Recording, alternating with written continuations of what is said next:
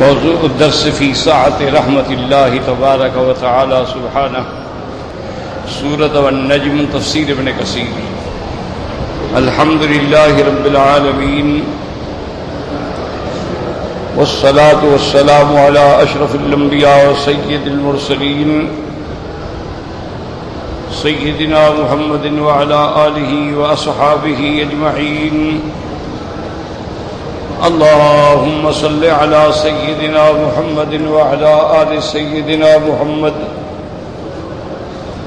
كما صليت على إبراهيم وعلى آل إبراهيم في العالمين إنك حميد مجيد أعوذ بالله من الشيطان الرجيم بسم الله الرحمن الرحيم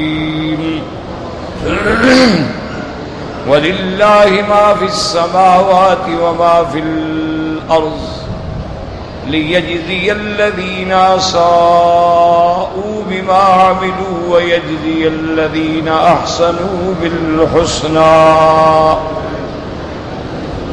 الَّذِينَ يَجْتَنِبُونَ كَبَائِرَ الْإِثْمِ وَالْفَوَاحِشَ إِلَّا اللَّمَمَ إن ربك واسع المغفرة هو أعلم بكم إذ أنشأكم من الأرض وإذ أنتم أجنة في بطون أمهاتكم فلا تزكوا أنفسكم هو أعلم بمن اتقى قال المؤلف والمفسر رحمه الله تعالى أدام النفع بعلومه وعلومكم في الدارين آمين إلى أن قال يخبر تعالى أنه مالك السماوات والأرض وأنه هو الغني وما سواه الحاكم في خلقه بالعدل وخلق الخلق بالحق اللہ تبارک و تعالی ان آیات میں ارشاد فرماتے ہیں اور بتلاتے ہیں کہ اسی کی ذات ہے جو آسمانوں اور زمینوں کی مالک ہے وَأَنَّهُ الْغَنِي وہ غنی ہے وہ بے پرواہ ہے اسے کسی کی حاجت نہیں ہے اور ساری کائنات اسی کی محتاج ہے جیسے اللہ نے فرمایا یا ایھا الناس انتم الفقراء الی اللہ تم سب اللہ تبارک و تعالی سے مانگنے والے ہو اللہ کے محتاج ہو اور فرماتے ہیں الحاکم فی خلقہ اپنی مخلوق میں حکم فرمانے والے عدل کے ساتھ وخلق الخلق بالحق اور اللہ نے یہ مخلوق پیدا کی وہ ٹھیک اندازے پہ پیدا فرمائی اور یہ مخلوق کیوں پیدا فرمائی ہے اور یہ سارا نظام عالم کیوں بنایا ہے اس کی علت بیان فرماتے ہیں لِيَجْزِيَ الَّذِينَ أَسَاءُوا بِمَا عَمِلُوا وَيَجْزِيَ الَّذِينَ أَحْسَنُوا بِالْحُسْنَى اے یجازی کلن بعملہ اللہ ہر کسی کو اس کے عمل کے مطابق بدلہ دیں گے ان خیرا فخیر وان شرا فشر اگر عمل بہتر ہے تو بدلہ بھی بہتر ملے گا اور اگر عمل بھیڑے ہیں تو پھر بدلہ بھی اسی کے مطابق ملے گا ثم فسر المحسنین اور اس کے بعد اللہ فرماتے ہیں کہ وہ محسنین کون ہیں اعمال صالحہ کرنے والے اللہ کے نیک بندے ان کی صفت کیا ہے الذین یجتنبون کبائر الاسم والفواحش ای لا یتعاطون المحرمات الکبائر وان وقع منهم بعض الصغائر فانه یغفر لهم ویستر علیہم اللہ فرماتے ہیں جو میرے محسن بندے ہیں محسنین ہیں مومنین ہیں ان بندوں کی صفت یہ ہے کہ وہ بڑے بڑے گناہوں سے اور منکرات سے بچتے ہیں البتہ انسان ہیں ان سے کچھ چھوٹے موٹے گناہ ہو جاتے ہیں تو ان کو میں معاف کر دوں گا ان کی میں مغفرت فرما دوں گا کیونکہ ہر انسان سے کوئی نہ کوئی خطا ہو جاتی ہے لیکن جو محرمات سے بچنے والے ہیں جو کبائر سے بچنے والے ہیں اگر ان سے کوئی صغائر ہوں گے تو اللہ معاف کر دیں گے اور اللہ ان پہ پردہ ڈال دیں گے كما قال الله تعالى في الآية الأخرى إن تجتنبوا كبائر ما تنهون عنه نكفر عنكم سيئاتكم وندخلكم مدخلا كريما. اللہ نے فرمایا کہ اگر تم کبائر سے بچو جن سے تم کو روکا گیا ہے تو اللہ تبارک و تعالیٰ تمہاری غلطیوں کو مٹا دیں گے اور تمہیں جنت میں داخل فرمائیں گے. اور جیسے یہاں فرماتے ہیں والذین یجتنبون کبائر الاسم والفواحش الا اللمم وهذا استثناء منقطع لأن اللمم من صغائر الذنوب ومحقرات الاعمال. اب مفسر فرماتی ہیں کہ الا استثناء جو ہے یہاں استثناء منقطع ہے، یعنی لمم کا معنی یہ ہے کہ صغائر الذنوب گناہ صغیرہ اور چھوٹی چھوٹی غلطیاں جو ہو جاتی ہیں اگر آپ بڑوں سے بچیں گے تو اللہ تبارک و تعالی معافی عطا فرمائیں گے.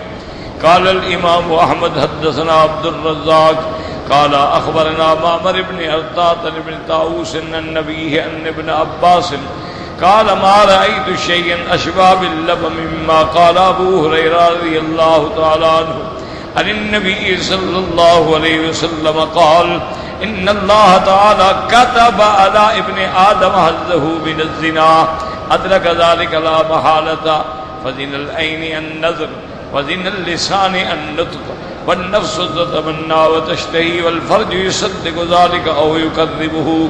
اخرجه في الصحيحين من حديث عبد الرزاق.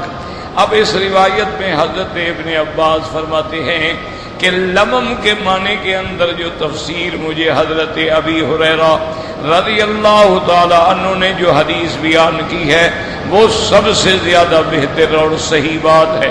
حضرت ابی ہریرہ نے فرمایا کہ حضور صلی اللہ علیہ وسلم نے فرمایا ان اللہ تعالی كتب على ابن آدم حظه من الزنا ادرك لا محالة کہ اللہ تبارک و تعالیٰ نے اگر کسی کے بارے میں لکھا ہے تو وہ گناہ ہر حال میں وہ کرے گا.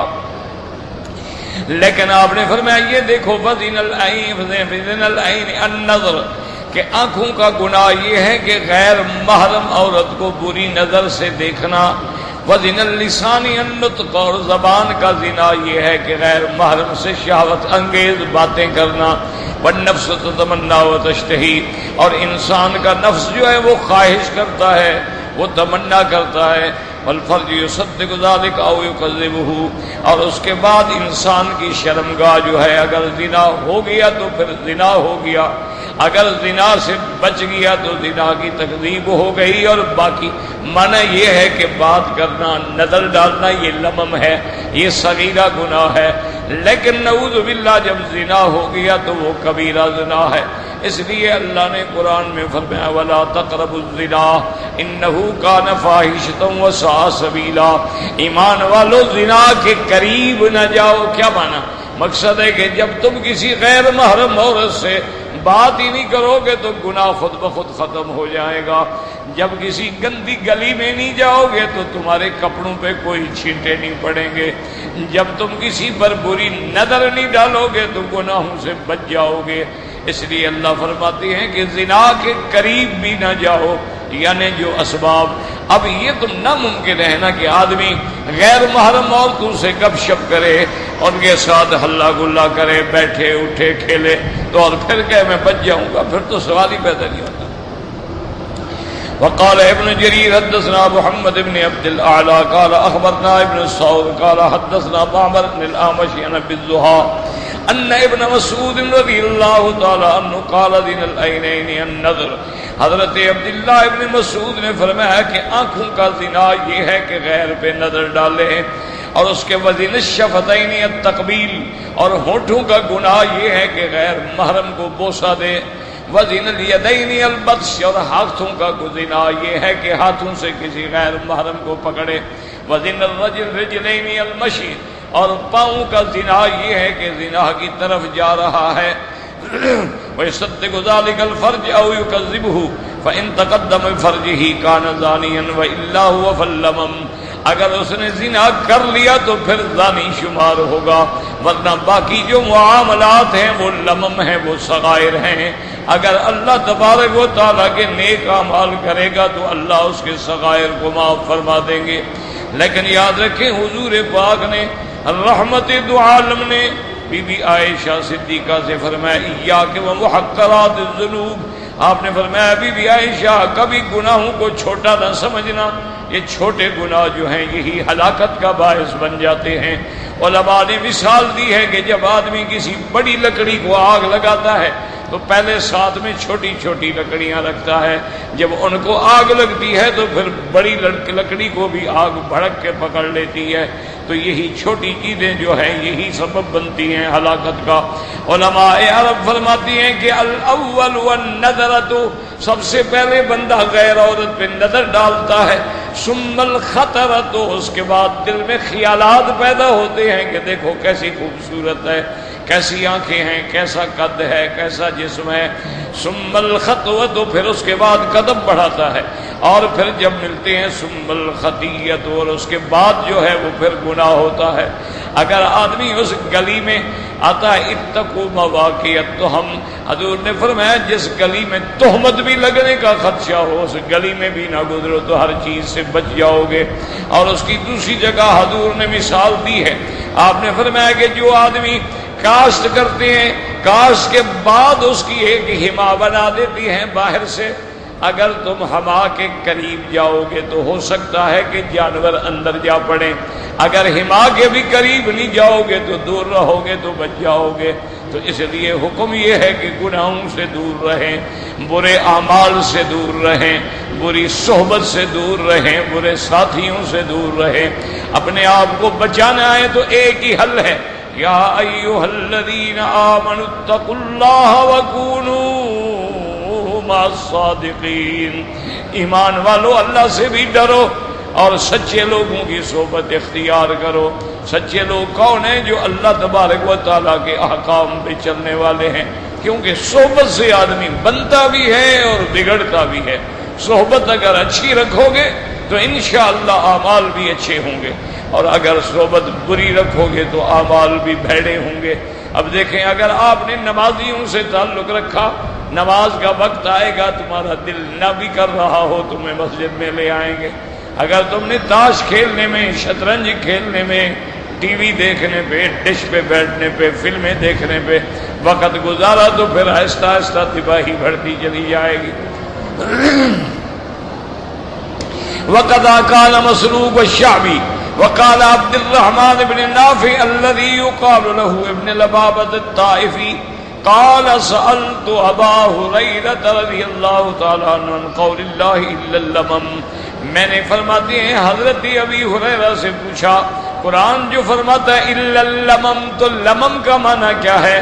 قال القبلۃ والغمزۃ والنظرۃ والمباشرۃ، کسی عورت کو بوسہ دینا، کسی عورت کے بدن کو چھونا، اس پہ نظر ڈالنا، اس کو سینے سے لگانا، یہ سارے گناہ جو ہیں لمم ہیں۔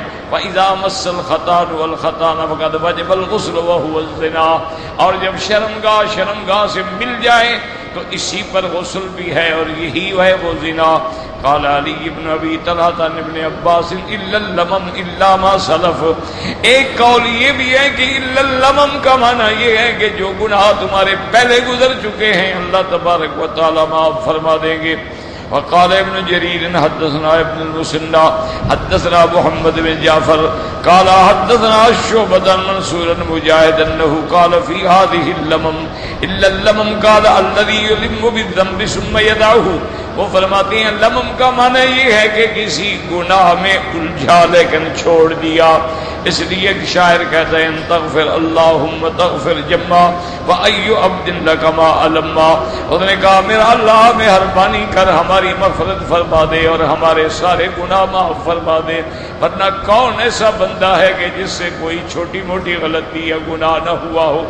وقال ابن جرير حدثنا ابن حمید قال حدثنا جرير منصور مجاهد في قول الله تعالى إلا اللمم، فإن قال الرجل يلم بالذنب ثم ينزع عنه، کہ انسان گناہ کے قریب جاتا ہے پھر ہٹ جاتا ہے، قال وكان اهل الجاہلیت یطوفون بالبیت وهم یقولون، زمانہ جاہلیت میں کافر جو تھے وہ جب اللہ کے کعبے کا طواف کرتے تھے تو یہ بھی پڑھتے تھے ان تغفر اللہم تغفر جما، کہ یا اللہ ہمارے سارے گناہ معاف کر دے۔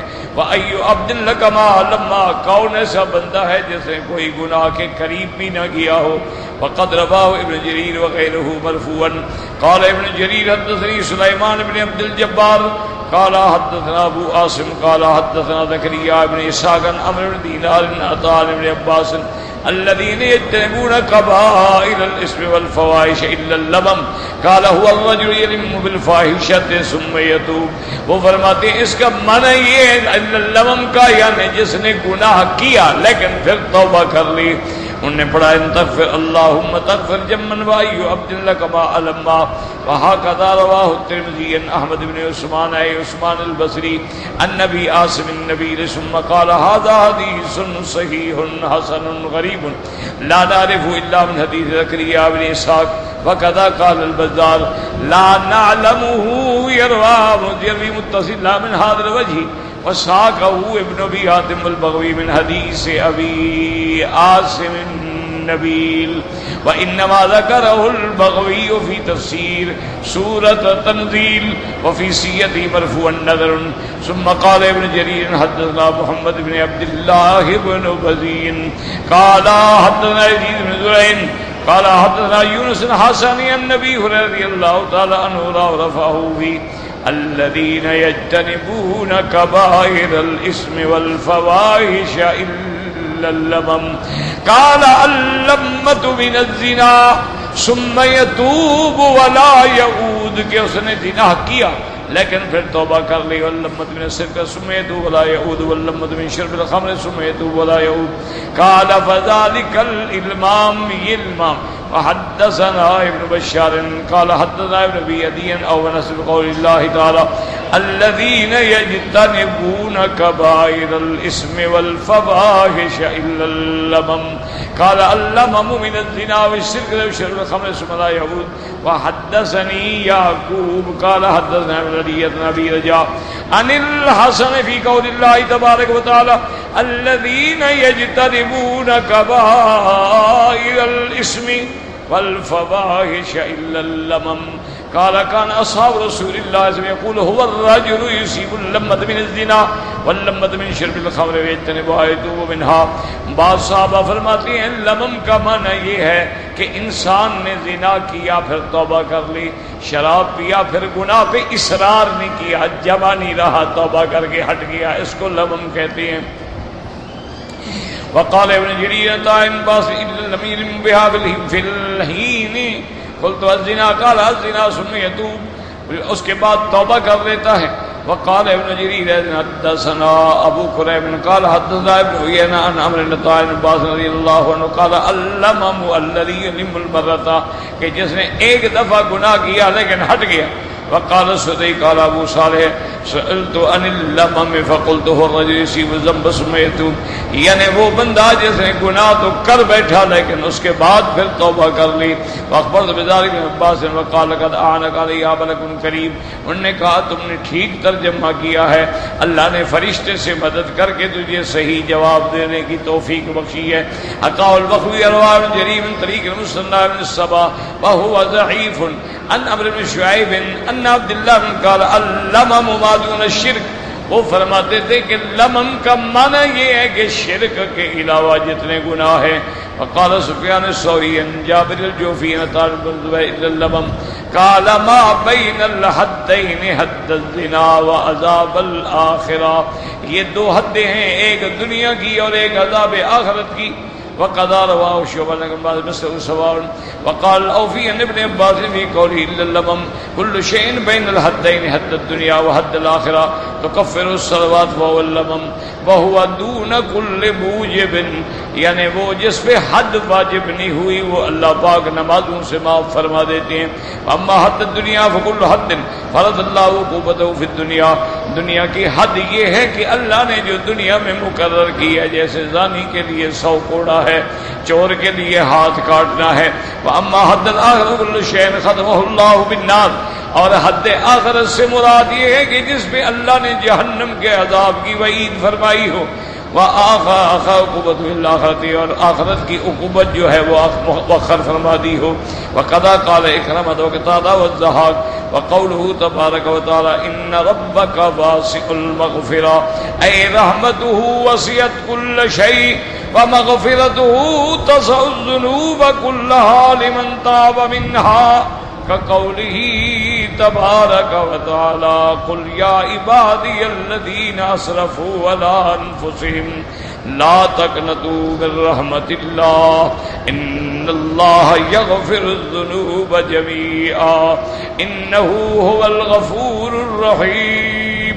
اللہ تبارک و تعالیٰ کی رحمت جو ہے وہ بہت بڑی ہے اور اس کی مغفرت جو ہے وہ سارے گناہوں کو بخش دیتی ہے، لیکن ان کے لیے جو توبہ کر دیتے ہیں، اس لیے اللہ نے قرآن میں فرمایا قل یا عبادی الذین اسرفوا علی انفسہم لا تقنطوا من رحمت اللہ، اللہ کی رحمت سے نا امید نہ ہوں، ان اللہ یغفر الذنوب جمیعا، اللہ تبارک و تعالیٰ سارے گناہ معاف کر دیتے ہیں، انہو هو الغفور الرحیم۔ اب بات سمجھیں کہ بعض آیات قرآن مبارک میں یہ بات آئی ہے کہ اللہ تبارک و تعالیٰ بڑے بڑے جو کبائر گناہ ہیں ان سے شرط ہے ان سے بچنے والا ہو، اور پھر اس سے اگر چھوٹے چھوٹے گناہ ہوں تو اللہ معاف کر دیں گے۔ یعنی یہاں ایک شرط لگ گئی کہ پہلے وہ بڑے گناہوں سے بچے، اگر نہیں بچتا ہے مانا چھوٹے بھی معاف نہیں ہوں گے،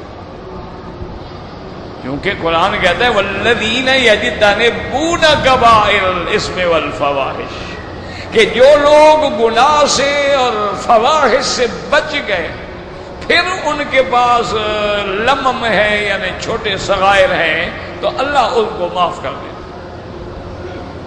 اسی طرح قرآن نے دوسری جگہ فرمایا کہ ان تنتہو، شرط یہ ہے کہ وہ گناہوں سے بڑے گناہوں سے ہٹ جائیں، پھر اللہ ان کے چھوٹے گناہ جو ہے وہ معاف کر دیں گے۔ تو گویا یہاں شرط لگ گئی کہ اگر ایک آدمی خدا نہ کرے بڑے گناہ سے نہیں بچتا، مانا یہ اس کے چھوٹے گناہ بھی معاف نہیں ہوں گے۔ اور بعض علماء فرماتے ہیں کہ اصل بات کو سمجھیں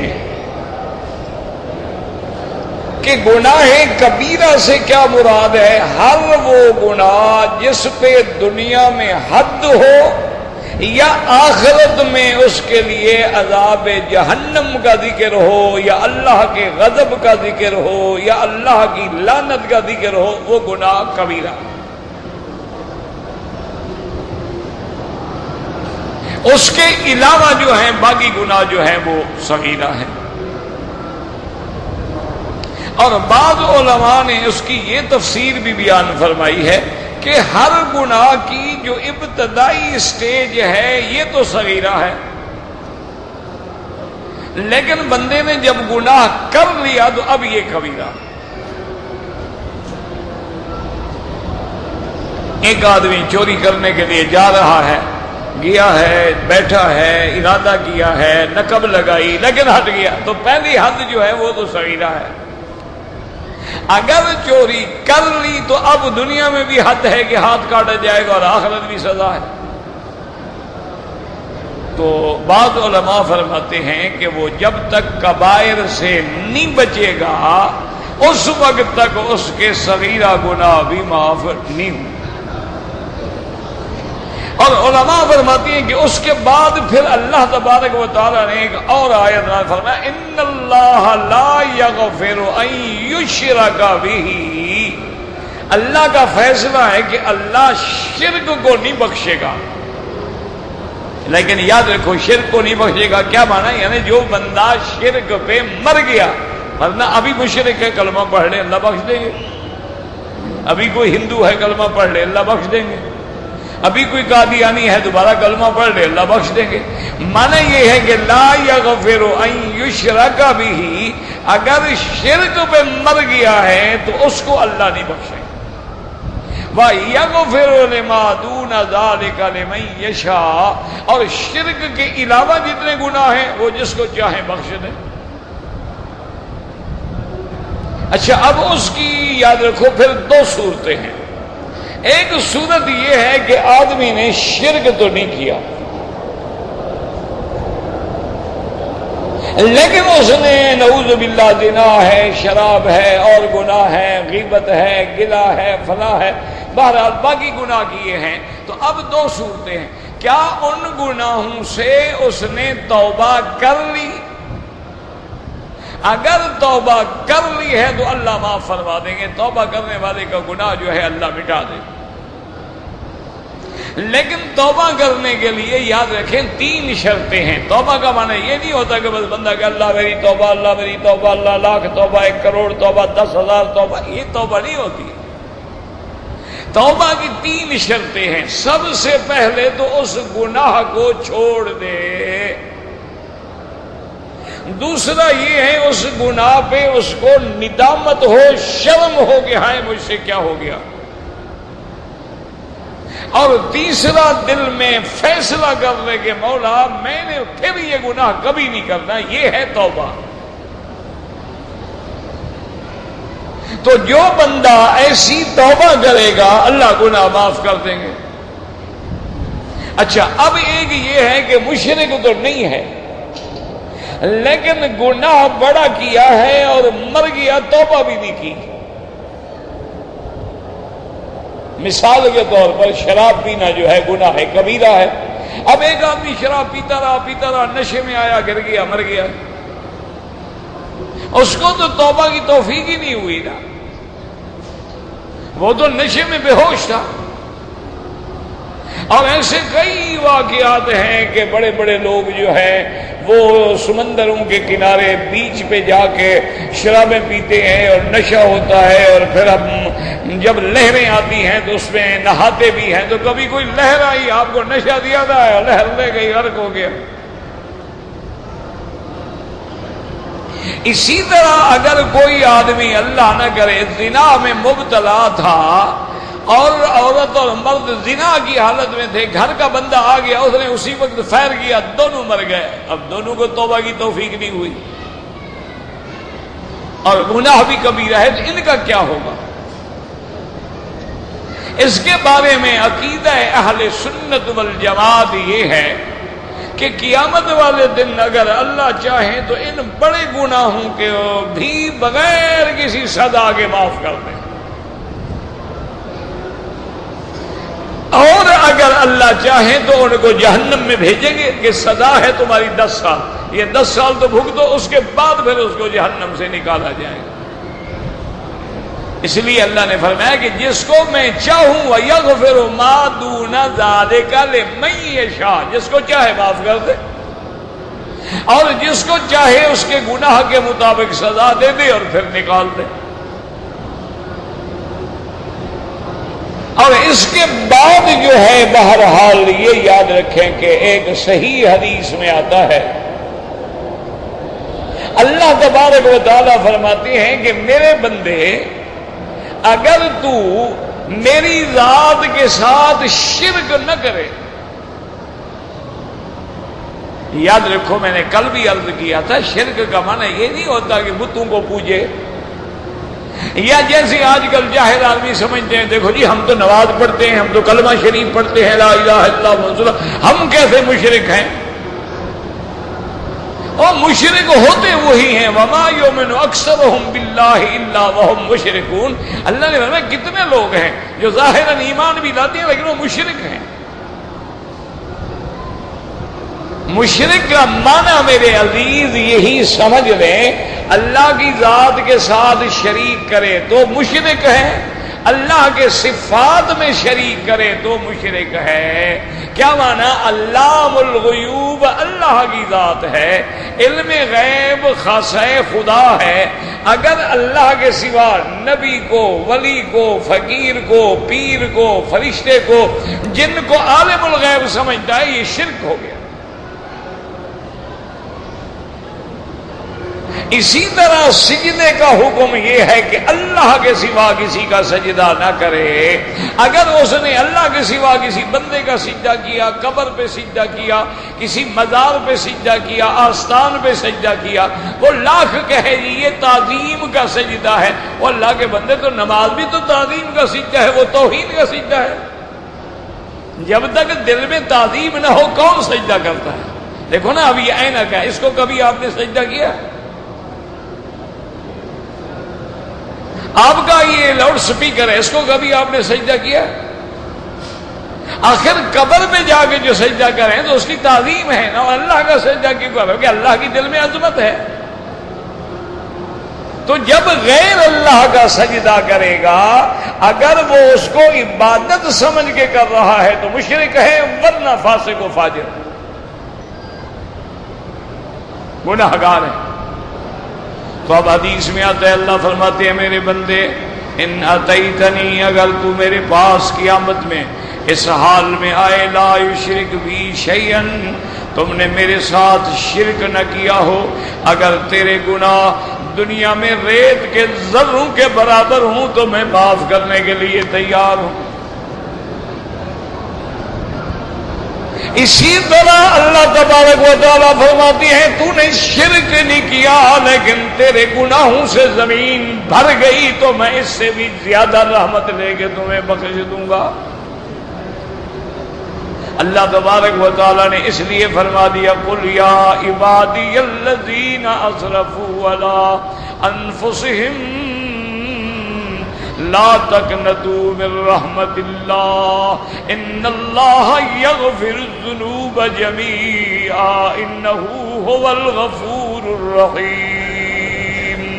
اور اللہ تبارک و تعالی قیامت والے دن پھر تمہیں معاف کر دیں، اگر سزا دیں گے تو پھر شفاعت سے نکال دیں گے۔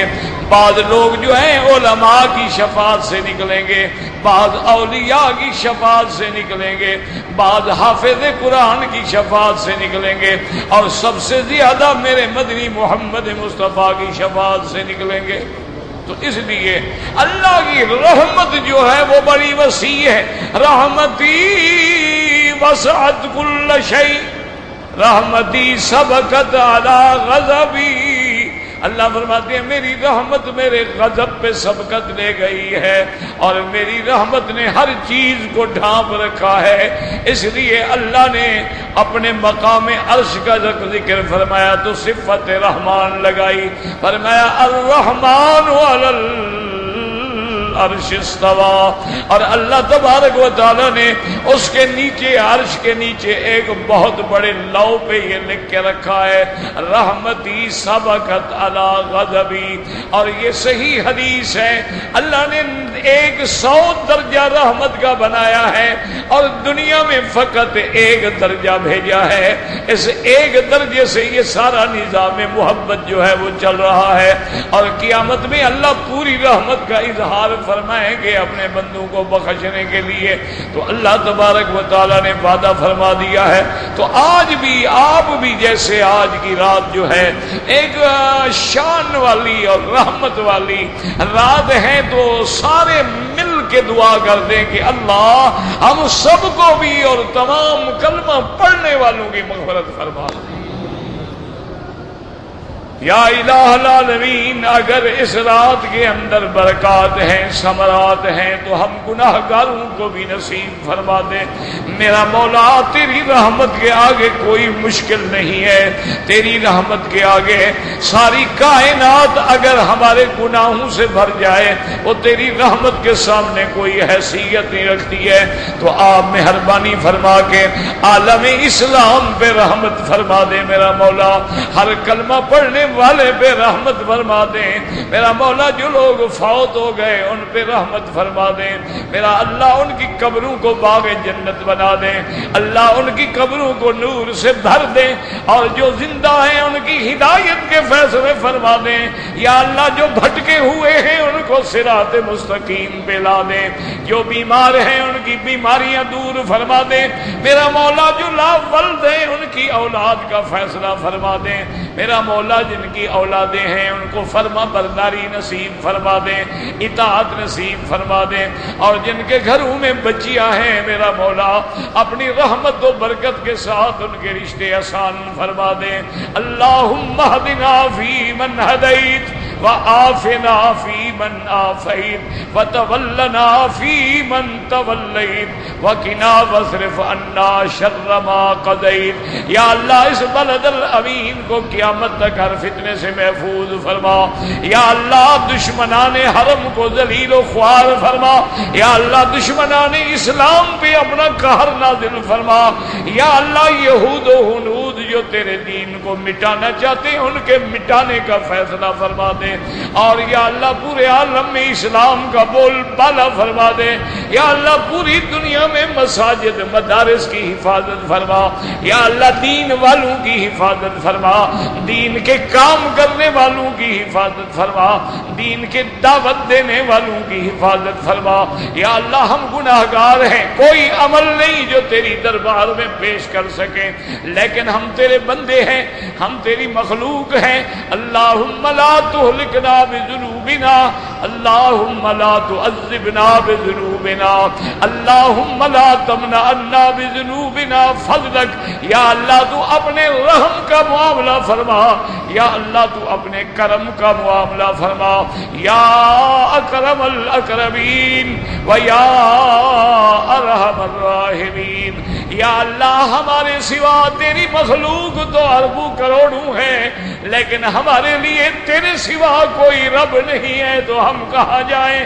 مالی سوا فقری الیک وسیلۃ وبالافتقار الیک فقری ادفع یا الہ العالمین یا ارحم الراحمین یا اللہ، تمام کلمے پڑھنے والوں کو صحیح عقیدہ نصیب فرما یا اللہ، توحید کی سمجھ نصیب فرما یا اللہ، شان رسالت کی عظمت نصیب فرما یا اللہ، صحابہ اہل بیت کی محبت نصیب فرما یا اللہ، اولیاء اللہ کی تکریم نصیب فرما یا اللہ، اولیاء علماء کی صحبت نصیب فرما یا الہ العالمین یا ارحم الراحمین۔ ہم آپ سے وہ مانگتے ہیں جو آج تیرے صالح بندے مانگتے ہیں، تیرے نیک بندے مانگتے ہیں اللہم انا نسألک من الخیر کلہ عاجلہ وآجلہ ما علمنا منہ وما لم نعلم، اللہم انا نعوذ بک من الشر کلہ عاجلہ وآجلہ ما علمنا منہ وما لم نعلم، اللہم اصرف عنا وعن بلادنا وعن دیننا وعن عقیدتنا وعن اولادنا کید الکائدین وحقد الحاقدین وحسد الحاسدین ومکر الماکرین وسحر الساحرین والظلم الظالمین یا قوی یا عزیز۔ اللہم انک قلت فی کتابک العزیز ادعونی استجب لکم، میرا مولا تو نے قرآن میں کہا ہے کہ مجھے پکارو تو میں تمہاری دعائیں قبول کروں گا یا اللہ، ہم تیرے دربار میں ہاتھ پھیلا کے بیٹھے یا اللہ، ہماری زبانیں بھی گندی ہیں، اعمال بھی گندے ہیں، افعال بھی گندے ہیں، لیکن تیرا حکم ہے کہ مجھے پکارو، تیرے حکم پہ پکار رہے ہیں الہی عبدک اللاسی عطاک اکرم بالذنوب وقداک، میرا مولا میرا مولا مولا رحم فرما رحم فرما رحم فرما رحم کر تو اپنے نہ آئینے رحم کو کو بھول جا، ہم تجھے بھولے ہیں لیکن تو نہ ہم کو بھول۔ مولا خوار ہیں، بدکار ہیں، ڈوبے ہوئے ذلت میں ہیں، جو کچھ بھی ہے لیکن تیرے محبوب کی امت میں ہے۔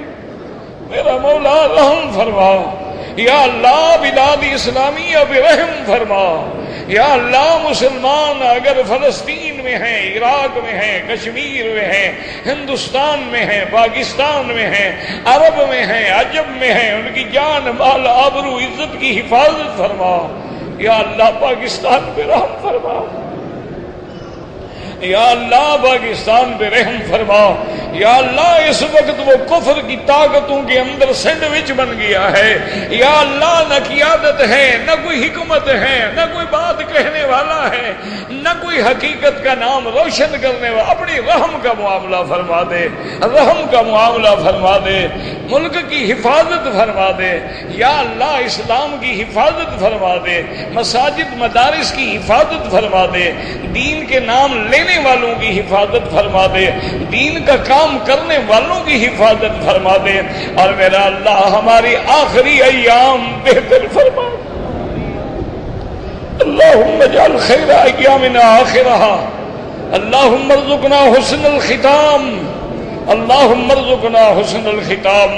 یا اللہ تیرا فرمان ہے کہ یا عبادی الذین اسرفوا علی انفسہم لا تقنطوا من رحمت اللہ۔ یا اللہ اسرفنا علی انفسنا وجئنا الی بابک ان لم تغفر لنا وترحمنا لنکونن من الخاسرین۔ لا الہ الا انت سبحانک انا کنا من الظالمین، لا الہ الا انت سبحانک انا کنا من الظالمین، لا الہ الا انت سبحانک انا کنا من الظالمین۔ اصلح اولادنا واولاد المسلمین، اصلح احوالنا واحوال المسلمین۔ یا اللہ تمام معتمرین، تمام عمرے والے، تمام زیارت والے، تمام مکہ مدینے آنے والوں کو حرمین کے برکات و ثمرات نصیب فرما۔ یا اللہ ان کے چہروں کو محمد مصطفیٰ کی سنت سے مزین فرما دے۔ یا اللہ ہمارے گناہ معاف فرما دے۔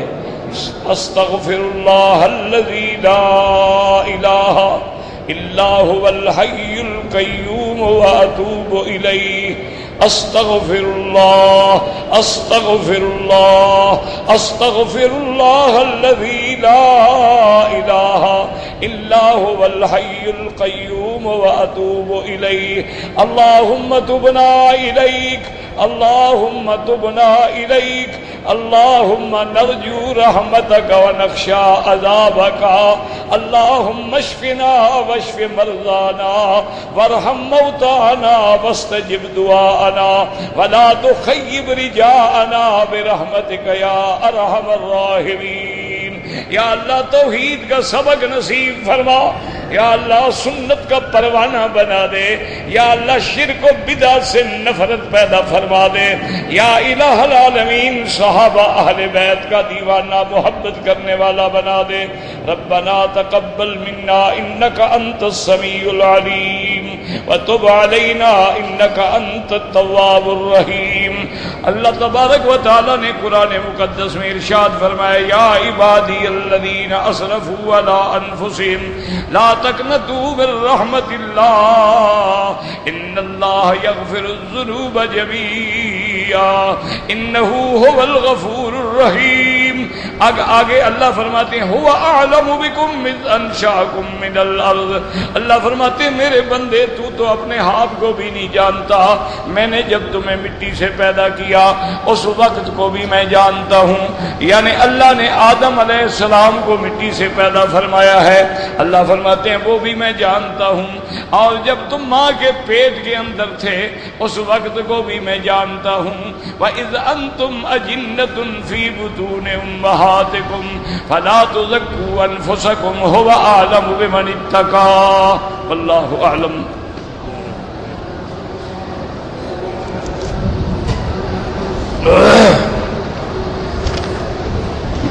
میرا بھائی، شب برات کے بارے میں نے پہلے بھی عرض کیا ہے کہ قرآن و حدیث کے مطابق اس رات کے بارے میں کوئی صحیح حدیث ہمیں نہیں ملی ہے، لیکن بڑے بڑے اولیاء اللہ اور علماء کے اقوال ہیں کہ یہ بڑی رحمت کی رات ہے، آدمی عبادت کرے، آدمی اللہ تبارک و تعالیٰ سے مانگے، نوافل پڑھے، تہجد پڑھے، اور سب سے بڑی بات یہ ہے کہ عشاء کی نماز بھی جماعت سے پڑھے اور صبح کی نماز بھی جماعت سے پڑھے۔ باقی کوئی اس رات میں خاص عبادت کرنا یا خاص نماز پڑھنے کا کوئی حکم نہیں آیا۔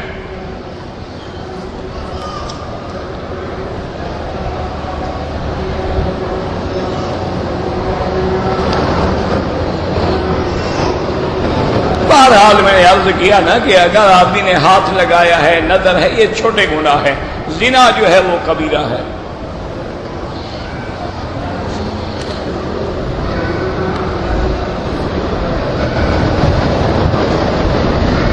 کہتے جی کہ میں اپنے عزیز و اقارب کو برائی سے منع کرتا ہوں، وہ کہتے ہیں ہمیں اپنے پیر بزرگ بچا لیں گے۔ بہرحال وہ جاہل ہیں، اگر پیروں اور بزرگوں نے بچانا تھا پھر اللہ کو شریعت بھیجنے کی کیا ضرورت تھی؟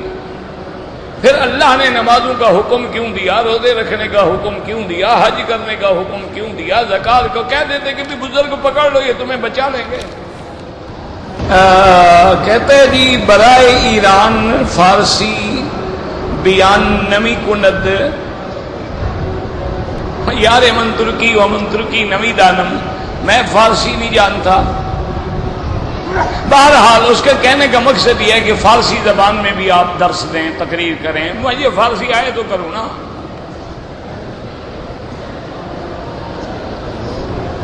اگر ایک آدمی نے عصر کے بعد طواف کیا، 2 رکعت نہیں پڑھے، بھول گیا، دوسرے دن پڑھے، کوئی حرج نہیں، 10 دن کے بعد بھی یاد آئے پڑھنے کہ وہ 2 رکعت واجب ہیں، تمہارے ذمے ہیں۔ اور یہ بھی ضروری نہیں، حتیٰ کہ حرم کے باہر بھی آپ چلے گئے، مثلا مدینہ شریف چلے گئے، وہاں یاد آ گیا کہ میں نے تو 2 رکعت طواف کے نہیں پڑھے تھے، وہیں پڑھ لو۔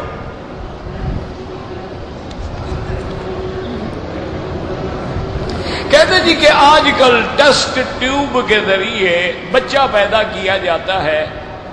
میرا بھائی اس میں صرف اتنا خیال رکھو کہ اگر وہ مادہ منویہ جو ہے وہ اس کے خاوند کا لے کر سرنج کے ذریعے عورت کے رحم میں پہنچا دیتے ہیں تو یہ جائز ہے، کیونکہ اس کے اپنے خاوند کا مادہ ہے۔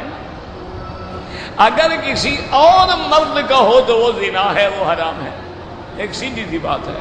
بعض اوقات یہ ہوتا ہے نا جی کہ مرد جو ہے صحیح معنی میں اپنا پانی عورت کے صحیح مقام پہ نہیں پہنچا سکتا، کسی کمزوری کی وجہ سے، کسی بیماری کی وجہ سے، تو اب ڈاکٹر یہ کرتے ہیں کہ اس کے مادہ کو لے کر ایک ٹیوب کے ذریعے، سرنج کے ذریعے، جیسے انجیکشن ہوتا ہے نا، تو وہ لیڈی ڈاکٹر جو ہے عورت کے رحم کے اندر ڈال دیتی ہے۔ ٹھیک ہے، کوئی بات نہیں۔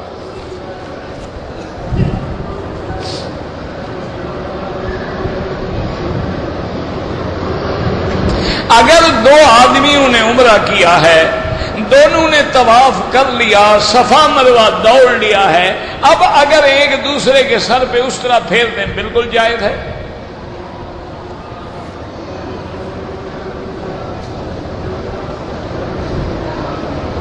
پتہ نہیں عبدالسلام طیب پتہ نہیں کیا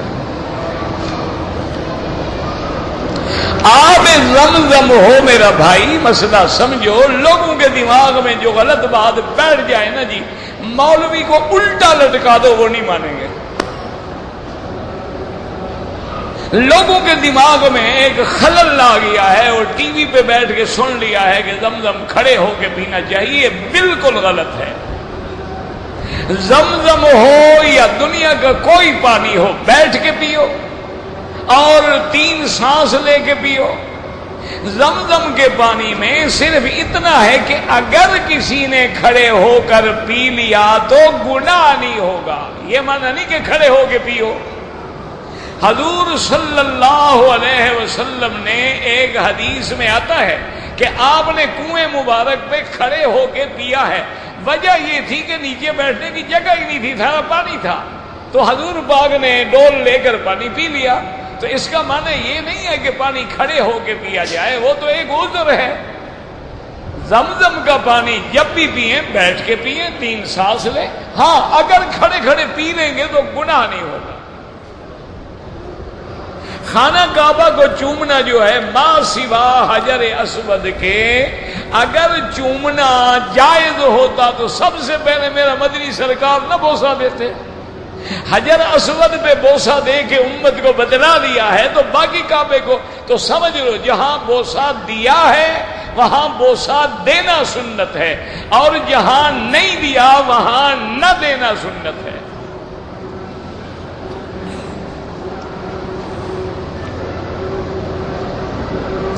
وضو کے دوران میں احناف کے نزدیک گردن کا مسح ہے، باقی ائمہ کے نزدیک گردن کا مسح نہیں ہے، صرف سر کا مسح ہے۔ بہرحال یہ ہے کہ ایک روایت میں آتا ہے کہ گردن کا ذکر بھی موجود ہے اس میں، اور دوسرا یہ ہے کہ جتنا اب دیکھیں نا سیدنا ابی ہریرہ یہاں سے لے کر یہاں تک وضو کرتے تھے، تو ان کو کہا گیا کہ حضرت آپ کیا کر رہے ہیں، اللہ کا حکم ہے الی المرافق، آپ فرماتے تھے تم کیا کہتے ہو قیامت میں میرا باقی حصہ روشن نہ ہو، جتنا زیادہ کروں گا اتنا زیادہ روشن ہوگا۔ تو اگر گردن کے مزہ کرنے سے آدمی کا زیادہ حصے پہ وضو ہو گیا تو جرم کون سا ہو گیا؟ اور پھر یہ ہے کہ ایک روایت بھی ہے کہ جو کرتا ہے اللہ اس کو قیامت کے اغلال سے بچا لیتے ہیں، اذ الاغلال فی اعناقہم والسلاسل یسحبون، کہ قیامت والے دن اللہ تبارک و تعالی جہنمیوں کے گلے میں وہ لوہے کے زنجیر ڈالیں گے تو اللہ اس سے بچا لیں گے۔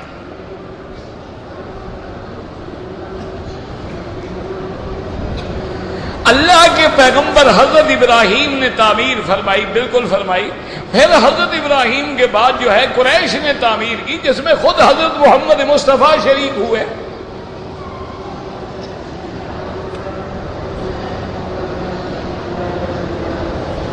اگر کوئی یہ کہے کہ روضے والا بلائے گا تو ہماری حاضری ہوگی، یہی تو شرک ہے۔ بلانے والا تو اللہ ہے، روضے والا کیسے بلائے گا؟ اسی کا نام تو شرک ہے۔ اور شرک کیا ہوتا ہے؟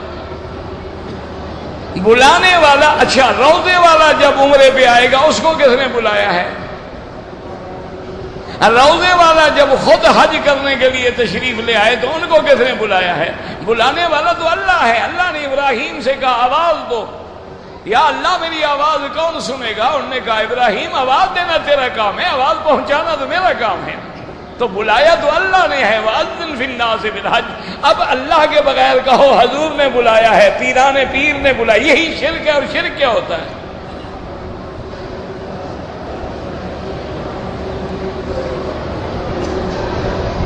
ٹیلی فون نمبر دے دیں، میرے ایک ساتھی کسی سے لینے، اب میں سوال جواب کروں یا ٹیلی فون لکھواؤں؟ عمرے والوں کے لیے طواف الوداع کرنا واجب نہیں ہے، لیکن اگر کرو تو بہت اچھا ہے، چونکہ ایک حدیث مبارک میں لفظ عام ہے ان یکون آخر العہد بالبیت الطواف۔ حضور نے فرمایا تمہارا آخری کام یہ ہو کہ طواف کر کے جاؤ۔ تو بہرحال طواف کر ضرور کر، نہ کرو تو دم نہیں پڑے گی۔ حج میں طواف وداع نہیں کرے گا تو دم پڑ جائے گی، لیکن عمرے والا نہ کرے تو دم نہیں پڑے گی، لیکن کرنا چاہیے۔ کیا پتہ موت ہے حیات ہے، پھر نصیب بھی ہوگا یا نہیں ہوگا۔ 15 شعبان کو روزہ رکھنے کا کوئی حکم نہیں آیا ہے، لیکن یاد رکھو اللہ کے بندے، اگر تم سنت پہ عمل کرتے تو 13، 14، 15 کا روزہ رکھنا سنت ہے تو تمہارا خود بخود روزہ ہو جاتا۔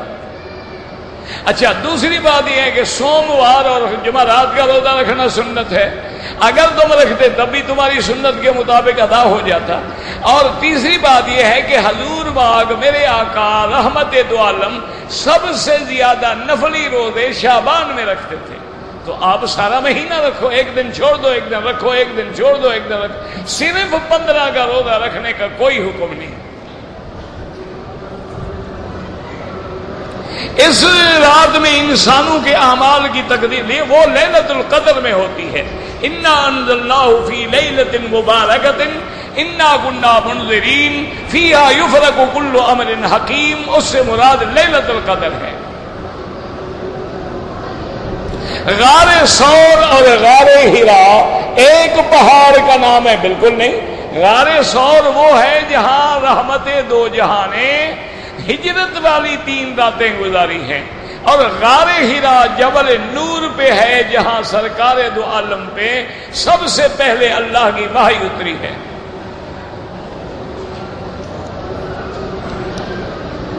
مسجد اگر ہے اس میں جماعت باقاعدہ ہوتی ہے تو احناف کہتے ہیں کہ اب دوسری جماعت نہ کرو، ورنہ لوگ عادی ہو جائیں گے، جب آئیں گے کر لیں گے، جب آئیں گے کر لیں گے، تو پہلی جماعت کی پابندی کا کون فیصلہ عمل کرے گا؟ جب جماعت ہے، امام ہے، وقت ہے، تعین ہے، تو پھر کیا مانا کہ تم دوسری جماعت کرو؟ ہاں اگر مسجد راستے میں ہے، مسجد اڈے پر ہے، تو وہاں تو مختلف لوگ آئیں گے اور جماعتیں کرتے رہیں گے۔ اگر اصل مسجد میں کوئی مجبوری ہو جائے تو اس جگہ کو چھوڑ کے باہر آپ جماعت کر لیں۔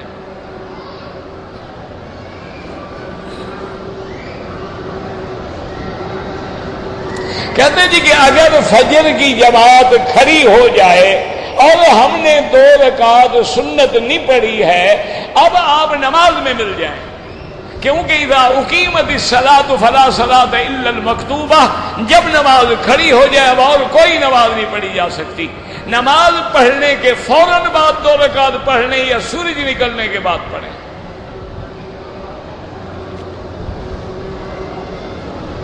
کہتے ہیں کچھ علماء کہتے ہیں کہ حضور کے نام پہ انگوٹھے چومو تو آنکھوں کا نور بڑھ جاتا ہے۔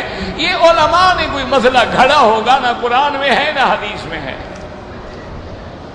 ہر قسم کے عالم ہوتے ہیں نا، عالم حق بتانے والے بھی ہوتے ہیں، جھوٹ گھڑنے والے بھی ہوتے ہیں، عالم جو ہیں قرآن و حدیث سنانے والے بھی ہوتے ہیں، اور برات کے نام پہ حلوہ کھانے والے بھی ہوتے ہیں۔ عالم تو ہر قسم کے ہوتے ہیں نا میرا بھائی۔ وہ حضرت درخواستی فرماتے تھے کچھ فدائی ہوتے ہیں، کچھ حلوائی ہوتے ہیں۔ بیمہ جو ہے انشورنس کرنا حرام ہے۔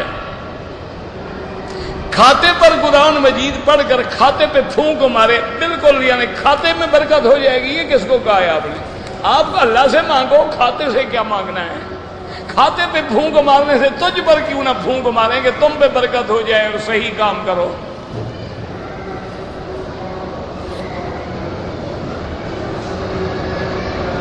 بھئی آیت مبارک جو ہے لیس لہا من دون اللہ کاشفہ،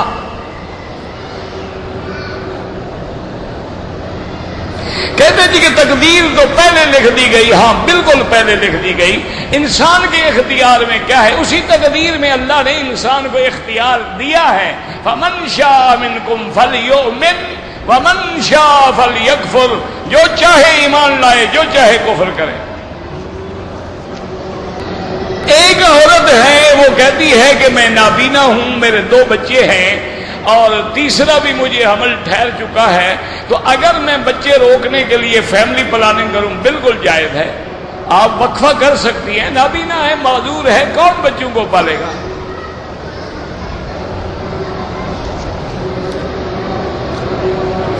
کسی آدمی پہ جادو ہو جائے تو کیا علاج ہے؟ سورۃ البقرہ پڑھو بھی، سنو بھی، پانی پہ دم کر کے پیو بھی، انشاءاللہ سب جادو وادو اڑ جائے گا۔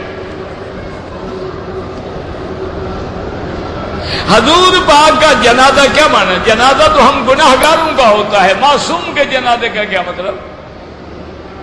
حضور تو معصوم ہیں اور امام الانبیاء ہیں، ان کے جنازے کا کیا مانا؟ جنازے کا معنی ہوتا ہے میت کی بخشش کی دعا کرو، اللہم اغفر لحینا و میتنا، تو حضور کے گناہ بخشوانے کے لیے تم دعا کرو گے؟ شرم تو آنی چاہیے نا مسئلہ پوچھتے ہوئے، کوئی حیا بھی تو ہو نا آنکھوں میں۔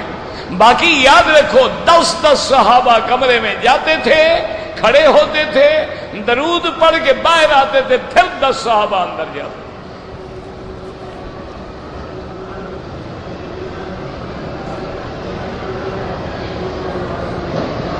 ایک آدمی کی شادی کو کافی عرصہ ہو گیا ہے، اولاد نہیں ہوئی، پہلے میاں بیوی دونوں ٹیسٹ کرائے کہ کس میں نقص ہے، جس میں نقص ہو علاج ہی کراؤ، صرف دعا نہیں، اسباب بھی ہوں اور دعا بھی ہو۔